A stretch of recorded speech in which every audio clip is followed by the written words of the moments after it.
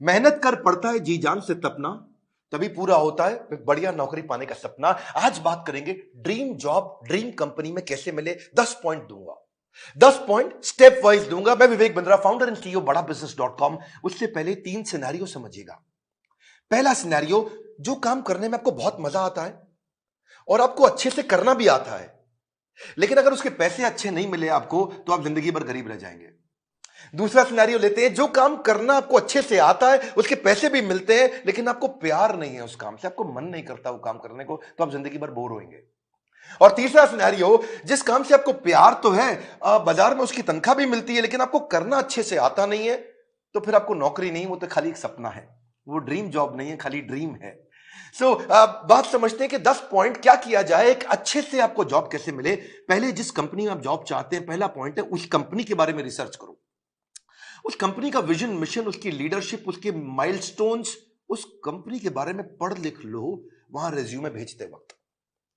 Naukri.com पे बहुत सारी अपॉर्चुनिटीज आपको मिलेंगी, लेकिन पहले कंपनी की वेबसाइट, इंटरव्यू में जाने से पहले उसके सोशल मीडिया, उसका एंगेजमेंट, mouthshut.com, glassdoor.com, उसका लिंक्डइन, उसके सारे गूगल पे सब चीजें, जितना ज्यादा आप इंटरेस्टेड होंगे उतना आपका कैंडिडेचर इंटरेस्टिंग हो जाएगा। जब आप इंटरव्यू में मिलते हैं ना लोगों से, if you are interested in the company, they will see you as interesting for the company. Company research के बाद दूसरा पॉइंट, जॉब डिस्क्रिप्शन को समझिए। जॉब डिस्क्रिप्शन की डिटेल मांगिए। आपका केआरए क्या होगा, केपीआई क्या होगा, आपसे क्या एक्सपेक्ट किया जा रहा है कंपनी में, यह मांग लो। अगर यह समझ में आ जाए कि कंपनी आपसे चाहती क्या है, करवाना क्या चाहती है, जॉब का डिस्क्रिप्शन, आपका केआरए की रिस्पॉन्सिबिलिटी एरिया, आपका केपीआई की परफॉर्मेंस इंडिकेटर, आपसे क्या एक्सपेक्ट किया जा रहा है इस रोल में, अगर वो मिल जाएगा तो पूरा ग्रिप आ जाएगा आपका इंटरव्यू में। तीसरा, अब जो इंटरव्यू लेने वाला है उसकी डिटेल निकालो। एचआर से जब आप बात करेंगे, पूछेगा आपका इंटरव्यू कौन लेंगे, उस इंटरव्यूअर का अगर आपको नाम मिल जाता है तो लिंक्डइन पे उसका प्रोफाइल खोल लीजिए। देखिए उसने क्या पोस्ट शेयर किया है, क्या आर्टिकल शेयर किया है, क्या उन्होंने कोई ब्लॉग शेयर किया है, उसके बारे में अगर आप तारीफ करेंगे, उसकी डिटेल उनको इंटरव्यू में बताएंगे, तो वो आपकी आई फॉर डिटेल को बहुत पसंद करेंगे। मेरे साथ भी होता है कई बार, जब कोई मुझको इंटरव्यू देने आता है, बोलता है सर मैं तो आपका बहुत बड़ा फैन हूं, मैं तो आपके सारे वीडियो देखता हूं, तो मैं पूछ लेता हूं टॉप 5 वीडियो कौन से देखे थे जो आपको बहुत पसंद आए और मैंने उसमें क्या बताया। पता चल जाता है कि आदमी झूठ बोल रहा है या सच बोल रहा है। अगर डिटेल में लिया अपने इंटरव्यूअर को पहचान, तो अपने इंटरव्यू को बना लोगे सुपर आसान। इसको क्या कहते हैं, failing to plan means planning to fail. Plan करके जाइए, इंटरव्यूअर के बारे में पढ़ के जाइए। अब्राहम लिंकन भी बोला करते थे ना कि अगर मुझे पेड़ काटना हो, मेरे पास 8 घंटे हो, तो 6 घंटे तो मैं केवल धार लगाऊंगा, 2 घंटे में पेड़ काट दूंगा। 6 घंटे धार क्या लगाऊंगा, मतलब क्या, इतनी तैयारी कर लूंगा कि 2 घंटे में पेड़ अपने आप कट जाएगा। आसान है, लेकिन थोड़ा इसको समझ के जाओ। इंटरव्यूअर क्या क्वेश्चन पूछ सकता है आपसे, कि अपने बारे में बताओ, पूछेगा आपसे पॉपुलर क्वेश्चन क्या, आपको क्यों हायर करें, आपकी स्ट्रेंथ्स क्या है, आपकी लीडरशिप स्किल्स के बारे में बताइए, आपके पास एक्सपीरियंस नहीं है, आपको क्यों हायर करें। इस तरह अगर आप अपनी तैयारी करके जाएंगे, मजा आएगा। चौथा पॉइंट, एम्प्लॉयर सेंट्रिक रहिएगा। इस चौथे पॉइंट में ध्यान रखना, इंटरव्यूअर आपकी मानसिकता को जरूर चेक करता है। अपने आंसर्स को ऐसे कस्टमाइज करिए, आप आत्म प्रेरित, सेल्फ मोटिवेटेड दिखने चाहिए। एक एम्प्लॉय मानसिकता का होता है, इंट्राप्रेन्योर मानसिकता का होता है। हमारे एवरीथिंग अबाउट एंटरप्रेन्योरशिप कोर्स में हम इंट्राप्रेन्योर की बहुत बात करते हैं। एम्प्लॉय वो जो नौकरी करता है, इंट्राप्रेन्योर वो क्यों करता तो नौकरी है, पर उसका बिहेवियर ओनर जैसा होता है। वो प्रॉब्लम पे फोकस करेगा, एम्प्लॉय इंट्राप्रेन्योर एक्शंस पे फोकस करेगा। वो बोलेगा फैमिली इज माय फैमिली, ये कहता है कि नहीं नहीं, organization is also my family. वो उसको परिवार की तरह देखता है। वो हार्डवर्क करता है, ये स्मार्ट वर्क करता है। वो कंज्यूमर होता है, ये कंट्रीब्यूटर होता है। एंटरप्रेन्योर आते ही सोचता है मैं ऐसा क्या कर लूं कंपनी में। वो पुश स्टार्ट है, उसको धक्का मारोगे तो काम चालू करेगा। ये सेल्फ स्टार्ट है, अपने आप काम करता है। वो टाइम वेस्ट करता है, ये टास्क वेस्ट करता है। एम्प्लॉय क्या करता है, सुबह 9 से 5, 9 बजे आएगा, 5 बजे निकल जाएगा। ये क्या कहता है, जब तक काम खत्म नहीं होगा तब तक बैठूंगा। काम जल्दी खत्म करने की कोशिश करता है। ये समय के हिसाब से नहीं, काम के हिसाब से काम करता है। इसलिए employ gets paid for the time he spends, intrapreneur gets paid for the value he creates, है ना। तो ये इसको क्या चाहिए, sick leave, casual leave, earn leave, वो leave he doesn't want to leave. तो आपके जो आंसर है ना, वो उससे आपका नेचर, आपका बिहेवियर, आपका कल्चर पता लग जाएगा। ये ब्रेकडाउन में खत्म हो जाता है, ये ब्रेकडाउन में ब्रेक थ्रू क्रिएट कर देता है। ये बिहेवियर नेचर पता चल जाता है। पांचवा पॉइंट, अपना असेसमेंट भी करके जाइए, जो कि आपके इंटरव्यू में दिखाई पड़ेगा। सनातन गोस्वामी चैतन्य महाप्रभु से बोले के आमी, क्या बात हुआ कि मैं हूं कौन, आप पहचानिए अपने आप को। कृष्ण ने भी गीता के अंदर बहुत बात किया, ये आपको पोजिशनिंग में हेल्प मिलेगा आपको। आप एक्शन मैन है, पीपल मैन है, आइडिया मैन है, प्रोसेस मैन है, आपकी मेजर स्ट्रेंथ्स क्या है, उसको स्किल के साथ मैच कर लीजिएगा। देखिएगा कि जो जॉब डिस्क्रिप्शन है ना, जो मैंने पीछे बताया था आपको, उसमें देखिए कि कंपनी का गोल क्या है, इस जॉब से कौन सा गोल अचीव करने वाले हैं, कंपनी में क्या प्रॉब्लम्स थी जो इस जॉब से वो सॉल्व कराने वाले हैं। और जब आप जाएंगे तो अपने हार्ड स्किल और सॉफ्ट स्किल को जरूर समझ के जाइएगा। ये छठा पॉइंट है। हार्ड स्किल कौन से होते हैं? ये वो स्किल होते हैं जो बेसिकली आप क्वांटिफाई कर सकते हैं, जैसे कि फॉरेन लैंग्वेज हो गया, डिग्री हो गया, सर्टिफिकेट हो गया, मशीन ऑपरेशन हो गया, आपका किसी प्रकार का कोई भी data mining, accounting, programming, software testing, ये सब हार्ड स्किल होते हैं। जिसमें कला आती है। जैसे फाइनेंस के अंदर बजटिंग, बिजनेस प्लानिंग होता है या प्रोडक्ट डेवलपमेंट होता है। लेकिन सॉफ्ट स्किल कौन से? बातचीत कैसे करते हो, आपका टीम वर्क कैसा है, आप डिसीजन ले पाते हो नहीं, लीडरशिप है कि नहीं, मोटिवेटेड रहते हो कि नहीं, सुनते हो ध्यान से कि नहीं, पीपल स्किल है कि नहीं, इंटरपर्सनल फ्लेक्सिबिलिटी, टाइम मैनेजमेंट, ये सारे सॉफ्ट स्किल है। उस तरफ हार्ड स्किल है।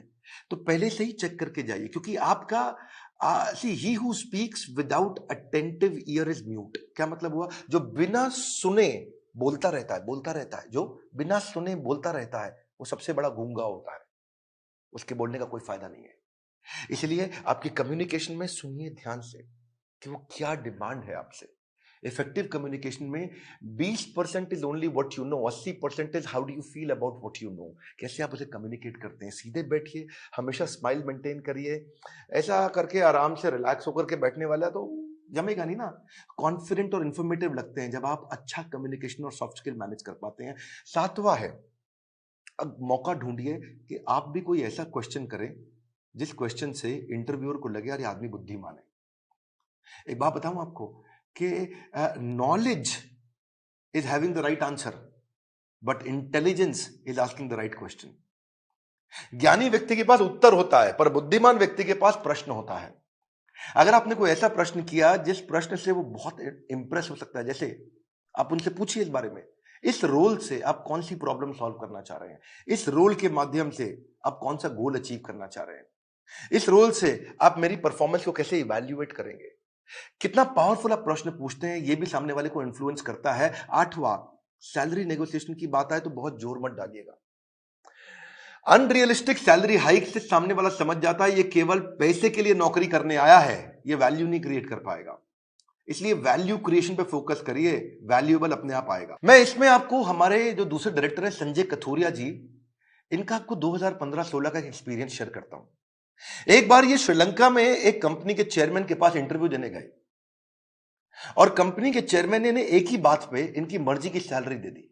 और वो क्या बात थी? जब उन्होंने पूछा क्या सैलरी लोगे, तो ये कहते हैं I believe in creating value and then sharing value.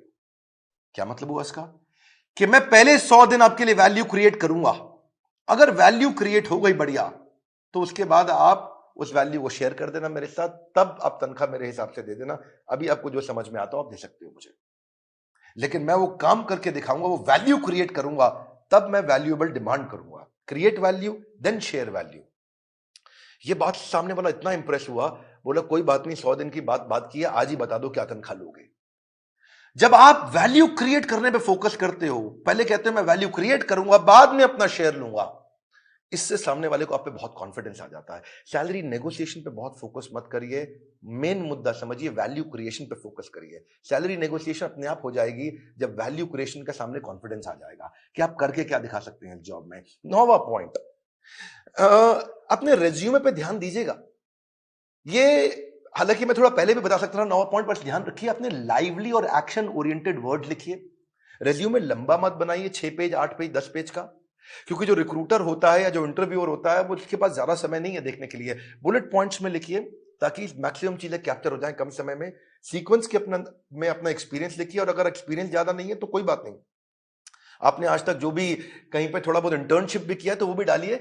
एक कवर लेटर अगर आप बना सको ना तो वो गेम चेंजर होता है अपनी एग्जैक्ट पोजिशनिंग के लिए, कि आपके पास स्किल है और कंपनी को ये जरूरत है, तो कंपनी की जरूरत और आपके स्किल कैसे मैरी कर सकते हैं आपस में, कैसे मैरिज होगी।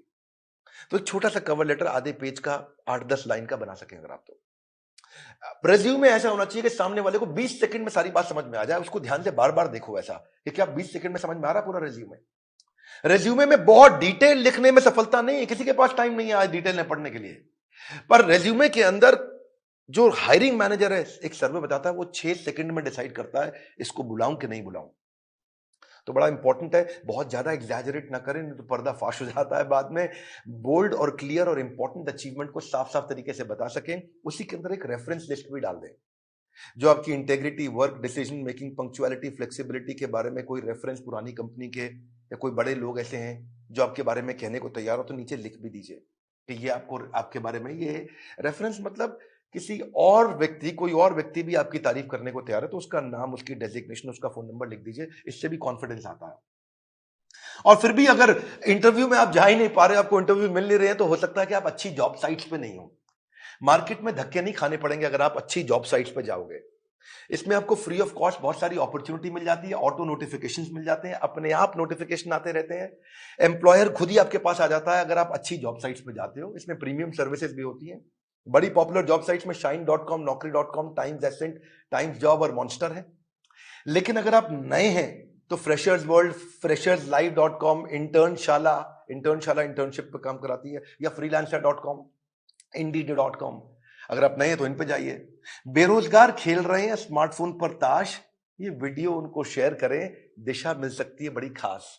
मैं एक बात और बताऊंगा, हमारे प्रॉब्लम सॉल्विंग कोर्स के अंदर हमने पूरा का पूरा कोर्स इसके ऊपर बना रखा है, और एवरीथिंग अबाउट एंटरप्रेन्योरशिप को भी अब 2 हिस्से में डिवाइड कर दिया है। अगर आप नए हैं, इंट्राप्रेन्योर बनना चाहते हैं, या आगे चल के स्टार्टअप शुरू करना चाहते हैं, तो एवरीथिंग अबाउट एंटरप्रेन्योरशिप का एक हिस्सा आपको काम आएगा। और दूसरा जो बिजनेस कर रहे हैं उनके लिए तो है ही है। मैं फिर से आपको रिक्वेस्ट करूंगा कि बेरोजगार खेल रहे हैं स्मार्टफोन पर लूडो और ताश, हाँ, वीडियो शेयर करो उनको, दिशा मिल सकती है बड़ी खास। ताश से बात नहीं बनेगी, इस खास दिशा से बात बनेगी। अगर आप नए आए, सब्सक्राइब जरूर करिएगा, लाइक करके उत्साह बढ़ाइए, बोर्ड लाइन नंबर पे फोन करिए, चेक करिए कि कैसे एवरीथिंग अबाउट एंटरप्रेन्योरशिप जिंदगी भर के लिए आपको एक बड़ी दिशा दे सकता है, आपको एक इंट्राप्रेन्योर बना सकता है। किसी को नौकरी मिले ना मिले, इंट्राप्रेन्योर की बहुत कमी है, उसको नौकरी जरूर मिलती है। हमारे साथ जुड़े रहने के लिए, दुनिया का नंबर 1 एंटरप्रेन्योरशिप यूट्यूब चैनल बनाने के लिए, वीडियो को लाइक करके उत्साह बढ़ाने के लिए आप सबको हृदय की गहराइयों से प्रेम पूर्वक बहुत बहुत धन्यवाद।